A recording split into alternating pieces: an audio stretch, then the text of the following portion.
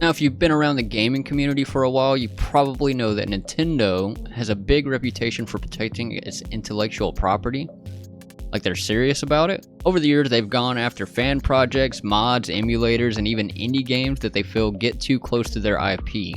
That was a fan-made Metroid game that was almost universally loved by the community. Or when they took action against Super Mario 64 mods and fan-made levels. These weren't massive commercial projects, but Nintendo stepped in anyway. It's not just about direct copies. Nintendo goes after anything that touches on their franchises in ways that they don't approve of. Whether shutting down fan-made games, taking down YouTube videos, showing modded content, or going after emulators that allow people to play older games. It's all about maintaining control over their brand. To them, it's about protecting their creative assets and ensuring that their characters and worlds are used the way they intend. But here's the thing. While some fans understand why Nintendo is so protective, others feel like the company takes it too far. I mean, in some cases, it's just fans showing their love for the games that they grew up with. Still, Nintendo doesn't mess around when it comes to their IP, and they've earned a reputation for taking legal action, even if it feels harsh to the community. Alright, so here's the full scoop on the Palworld lawsuit. Recently, Nintendo, alongside the Pokémon company, officially filed a lawsuit against Pocket Pair, the developer behind Palworld. I'm going to read the statement directly from the Pokémon company. Nintendo, together with the Pokémon company, filed a patent infringement lawsuit in the Tokyo District Court against Pocket Pair Inc. on September 18th, 2024. This lawsuit seeks an injunction against infringement and compensation for damages on the grounds that Palworld, a game developed and released by the defendant, infringes on multiple patent rights.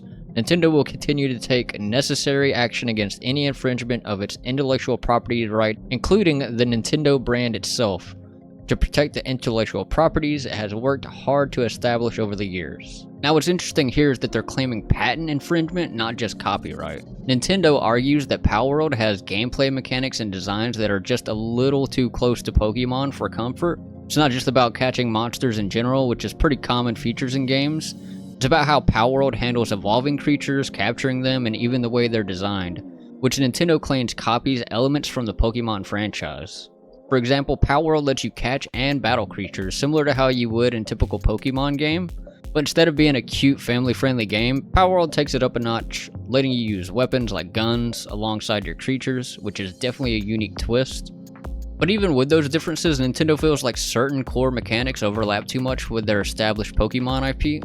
The issue is that Nintendo believes the essence of what makes a Pokemon game is being copied, and they're looking to defend their franchise. Pocket Pair has acknowledged the lawsuit, saying they're reviewing the claims. Pocket Pair also released a statement that I'm going to read here. Regarding the lawsuit, yesterday a lawsuit was filed against our company for patent infringement. We have received notice of this lawsuit and will begin the appropriate legal proceedings and investigations into the claims of patent infringement. At this moment, we are unaware of the specific patents we are accused of infringing upon, and we have not been notified of such details. Pocket Pair is a small indie game company based in Tokyo.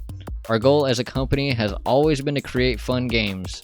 We will continue to pursue this goal because we know that our games bring joy to millions of gamers around the world.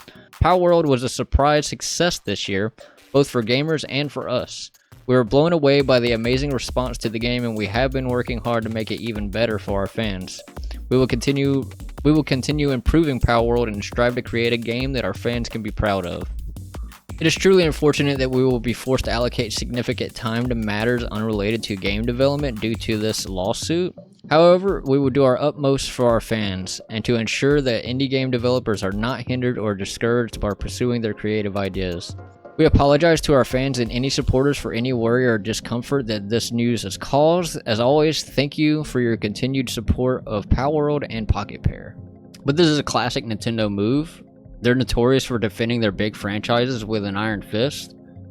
Whether it's a fan project or a game that even slightly resembles one of their big properties, Nintendo doesn't hesitate to take legal action if they feel their IP is being infringed upon, especially when it comes to something as massive as Pokemon. We'll have to see how it plays out, but we all know how Nintendo is. They're not gonna back down on this one. So how does this Palworld lawsuit fit into the bigger picture of monster collecting games? Well, it's important to remember that this genre isn't just about Pokemon. We've seen tons of games like Digimon, Nexamon, and Tim all play with the concepts of catching, evolving, and battling creatures. What's interesting is that Nintendo hasn't taken action against most of these games. The key difference here could be that Palworld seems to mimic some of the very specific mechanics and designs that Pokemon has patented. And also, Palworld was like a massive success when it first launched. The monster collecting genre has been around for decades, with games all adding their unique twists, but with Palworld, Nintendo seems to feel that the line between inspiration and infringement has been crossed. It raises questions for indie developers working in this space. How much creative freedom do you really have before big companies like Nintendo step in? Despite the potential for this lawsuit to discourage other creators to, create great games like Palworld, there's also an argument that games like Digimon and Nexamon managed to carve out their niche without any legal troubles. These games take the monster collecting concept in new directions without getting too close to Pokemon's specific gameplay structure. It shows that as long as developers can push the genre forward in fresh ways, they might avoid running into issues with Nintendo, but you never know with Nintendo. This lawsuit could have some serious implication for indie developers, especially those working on monster collecting games. When big companies like Nintendo come down hard on games like Palworld, it can create what's called a chilling effect. Basically, smaller developers might start to feel too scared to explore similar ideas, even if they're adding unique twists, just because they don't want to risk a lawsuit. It makes you wonder how much creative freedom indie games will have in this space moving forward. A lot of indie devs draw inspiration from iconic franchises, but with the threat of legal action, they could start to second guess their projects. And that's a real shame, because we've seen some awesome games like Tim and Nexamon put new spins on monster collecting without any issue. This kind of legal action could discourage new innovations, leaving the genre more limited than it needs to be. Hopefully this doesn't stop indies from pushing the boundaries and finding ways to stand out though. When Palworld was first announced, there was already buzz out there on the internet about how similar it looked to Pokemon and what Nintendo was going to do. Which, if I recall correctly, I think Nintendo made a statement back then saying that they weren't going to go after Palworld. If I'm wrong on that, definitely let me know in the comments, but I'm pretty sure I remember an article going around about, Nintendo responding to people because so many people were hassling them about Palworld.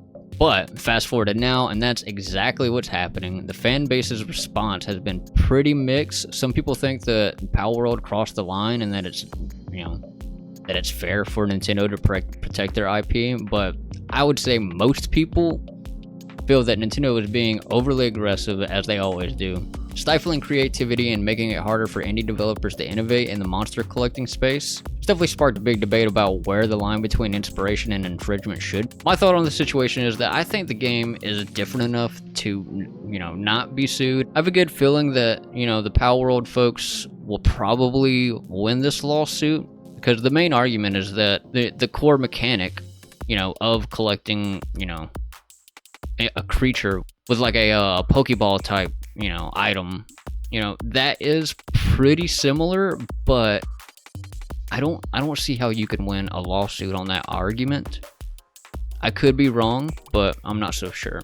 We'll have to see how it plays out. It's definitely interesting that it took this long. I'd imagine behind the scenes they have been, putting together a legal case for all of this. So yeah, that's the story behind the Palworld lawsuit and how it's stirring things up in the gaming world. Whether you side with Nintendo's need to protect their IP or you think it's stifling creativity in the monster collecting genre, it's clear this case should have some real ripple effects on the future of games. Let me know in the comments what you think. Should Nintendo be taking action, or are they going too far? But we're going to call it here for this one. Yeah, don't forget to like the video, subscribe, hit the notification bell, and thanks for watching. I will see y'all in the next one. Peace.